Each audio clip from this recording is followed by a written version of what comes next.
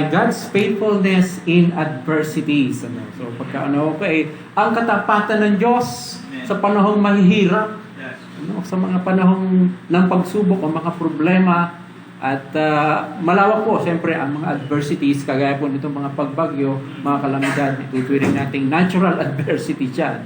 Pero bukod pa po doon, marami tayong nararanasan din ang mga pampisikal na adversities, mga pagkakasakit, at mga relational adversities sa mga ugnayan. At kahit po sa bilang mga mananampalataya ay may mga challenges tayong hinaharap dyan. Kaya naman po, ang salita pa rin po ng Diyos, ang ating pinagkukunan palagi ng ay kaalaman o gabay para tayo po ay tuloy na matulungan sa paglakad natin sa buhay kay Kristo. At ngayon po sa inyong ay ika-35 taon, ay yan pa rin ang inyong ating tatahakin na landas ng salita ng Diyos.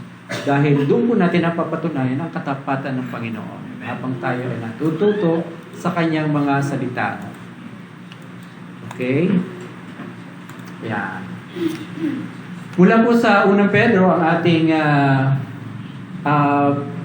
pagkukuhanan at ilang mga piling talata, at ito po ang buod, sa tuwing po ako nagme-mensahe, lagi po akong gumagawa ng buod para makalimutan nyo man yung iba kong sasabihin, tandaan nyo po ang buod. Ano po? Atin pong sama-samang basahin. Go!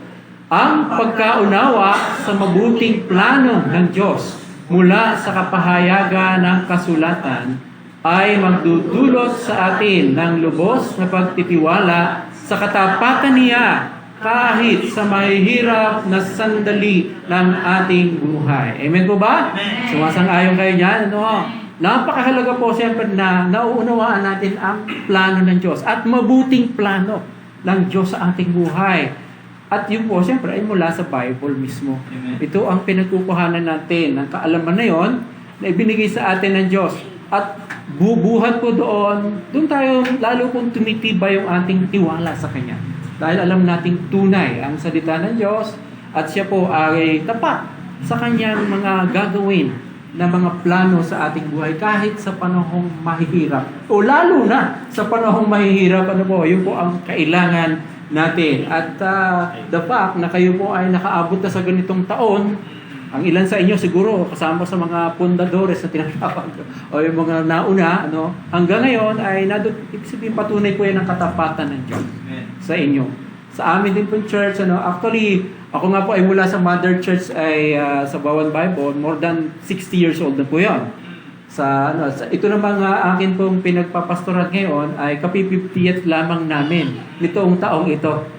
At sa biyaya po ng Diyos, kahit ako po yung bagong pastor lang ng last year lang po ako nagpastor doon, August 2024. Pero ako naman po ay kilala nila dahil lagi ako nagiging pastor in charge pagka nawawalan sila ng pastor. Eventually ngayon, naging pastor na talaga nila ako. At sa biyaya po ng Panginoon, sa amin po pagtutulungan, sa aking po pangunguna, ay nagawa po namin na maiparehistro na yung aming church sa isang bagong pangalan. Dati po ay Bolo Bible Christian Church. Ngayon po ay Beloved of Our Gracious God Community. Ayan, dahil minamahal po tayo ng Diyos. Kaya yun po yung aming napiling pangalan. Ngayon, ako po ay nakakilala sa Panginoon noong sabihin natin 1989. Yun po ay sa isang evangelistic crusade na ginanap dun sa aming lugar. At yun po yung naging pagkakataon na mas naunawaan ko ang sakripisyo ni Kristo dun sa krus ng Kalbaryo. Kaya parang doon ko po ang sarili ko na ako po isa dun sa mga tumayong kakaunti lamang. Tandaan ako. Halos sa mga kamag-anak ko po yung nandoon eh. Pero mabibilang ko lamang po sa daliri ko sa kamay kung ilan lamang yung tumayo. At ako lang sa aming pamilya ang tumayo. At talagang hindi ko malaman kung bakit na nangyari yun. Kasi ako'y mahihaing tao. Hindi mo ako basta nagpapatayo sa Pero noong time na yun, parang ang nakikita ko lamang ay yung nagsasalita, yung nangangaral. Tapos yung parang paligid, parang mga clouds na. Hindi ko masyado pansin. At parang nawala yung aking hiya. At ang nais ko lang, kailangan kong matanggapin yung inaalok na kaligtasan ng Panginoong Kristo. Akala ko noon, dahil ang bait ko naman, tingin ko sarili ko, ay okay na ako para pagka nakamatay ako, baka sa langit na rin. Pero eventually, sa paglaan ng panahon, sa pagbabasa ng Biblia, naunawa ko po, tanging yung ginawa ni Kristo sa krus.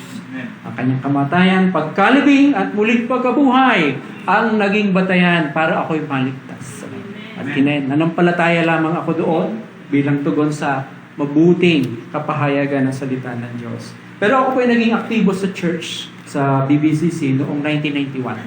Kasi wala naman nag-follow up sa akin eh. Pagkatapos noon, kinuha lang nila ang pangalan ko.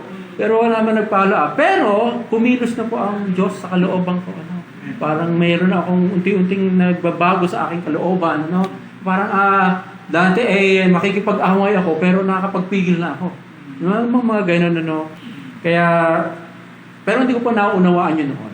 Pero after po na ako mapasama sa isang Bible study sa school, nanyayahan ako ng kaklase ko noon ay Pablo Borbon pa, ngayon ay BSU na, ay doon po ako unti-unting nabuksan lalo ang isipan, naunawa ko, ako pala inaligtas noong 1989 dahil kinilala ko ang Panginoong Kristo. At lalo ko pa pong naunawaan.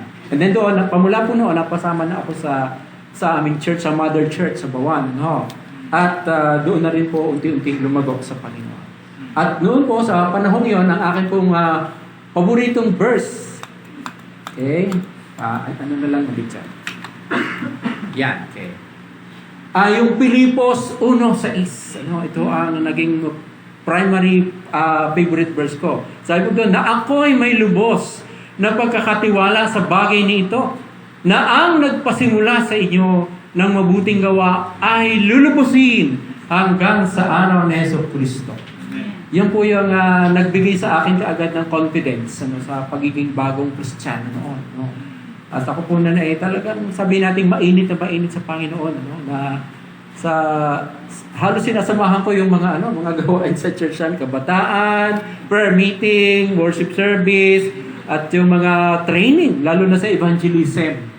Kaya dahil po doon, nagawa ko pong ma-share ng aking mga kapatid, lalo ng mga babae. Gamit ko pa noon yung for spiritualos. At nakakilala rin sila sa Panginoon, at tinting malago, bagamat na-share na lahat ng aking mga kapamilya, pero hindi lahat aktibo. Sabihin sila nakaninig na lahat. Pero dahil nga, may kanya-kanya po kasing kapasyahan ng bawat tao. At marami sa panahon ng Panginoon, talaga sila ay magtatalaga lahat. Ako po ay, kami po ay 10 lamang po kami magkakapatid. At dahil po ito, may kahirapan po yung pamilya namin talaga. Hindi ko naman masisi ang aking mga magulang. Bakit hindi sila nag-family planning? Kasi ako ang bunso. Mahirapan po. Yan, pero naging malaking bagay po sa akin una yung pagtutok sa salita ng Diyos at pagtutok sa magitan ng Bible study. Para po sa akin po ay isang pangunahin para lumago po talaga ang isang mananampalataya.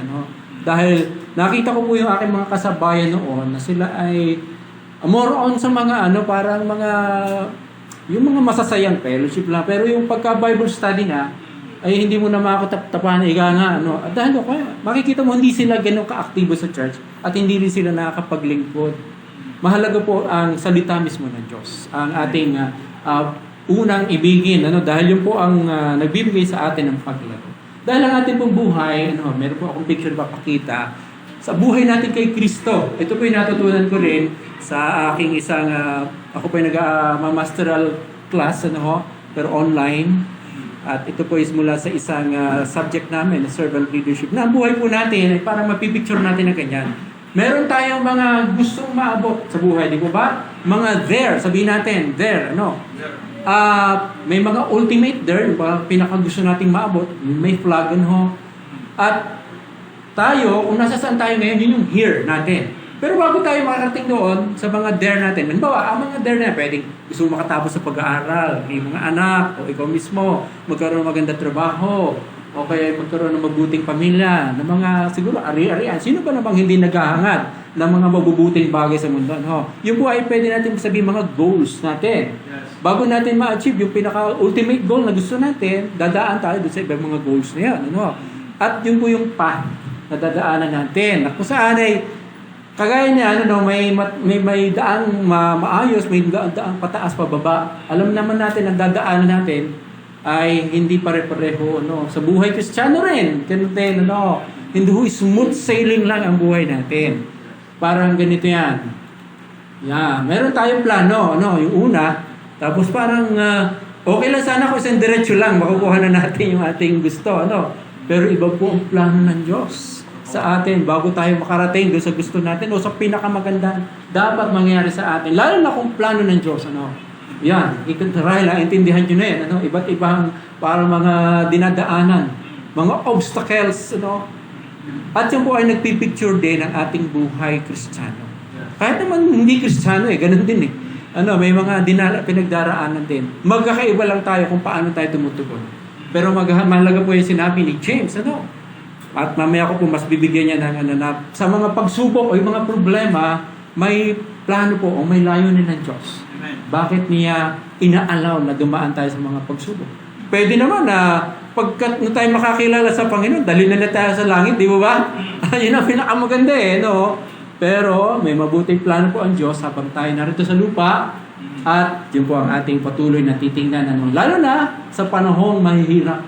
Dahil sabi po sa Biblia rin, sa huling panahon ay magiging lalong mahihirap ang mga pangyayari.